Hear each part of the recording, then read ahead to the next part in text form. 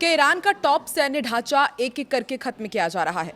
क्या इजराइल ने इस युद्ध में गेम पलट दिया है? दो बड़े नाम, दो बड़े हमले और अब पूरा मिडिल ईस्ट सुलग रहा है।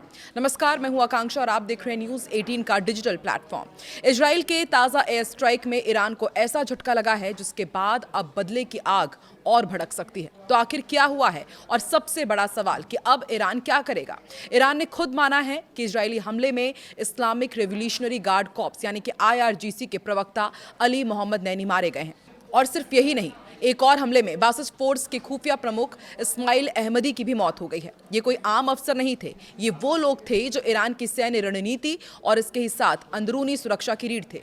सबसे पहले आपको बताते हैं कि नैनी इतने इंपॉर्टेंट क्यों थे और उनका मारा जाना ईरान के लिए इतना बड़ा झटका क्यों माना जा रहा है। तो देखिए, अली मोहम्मद नैनी सिर्फ प्रवक्ता नहीं, IRGC का चेहरा थे।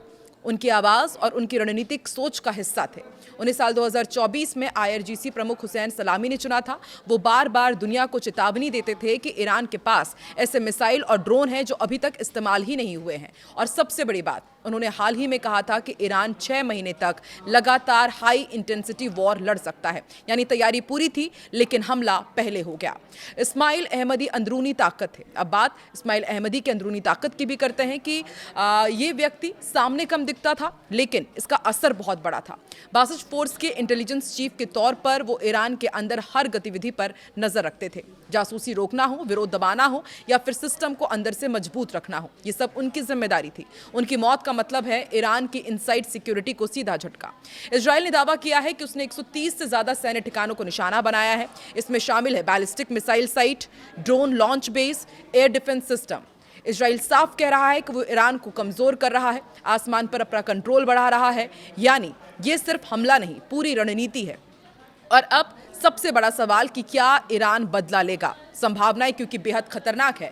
सीधा मिसाइल हमला इजराइल पर हो सकता है, प्रॉक्सी वॉर शुरू हो सकता है, लेबनान, सीरिया, यमन से हमला हो सकता है और साइबर अटैक के भी चांसेस है। लंबा और थकाऊ युद्ध, लेकिन एक और एंगल समझिए, जब टॉप लीडरशिप टारगेट होती है तो जवाब और ज्यादा आक्रामक होता है और यही चीज इस संघर्ष को और खतरनाक बना सकती है। अब ये खतरे की घंटी मानी जा रही है। मिडिल ईस्ट अब बारूद के ढेर पर बैठा है, ये कहना गलत नहीं होगा। एक तरफ इजराइल की आक्रामक रणनीति, दूसरी तरफ ईरान की बदले की तैयारी।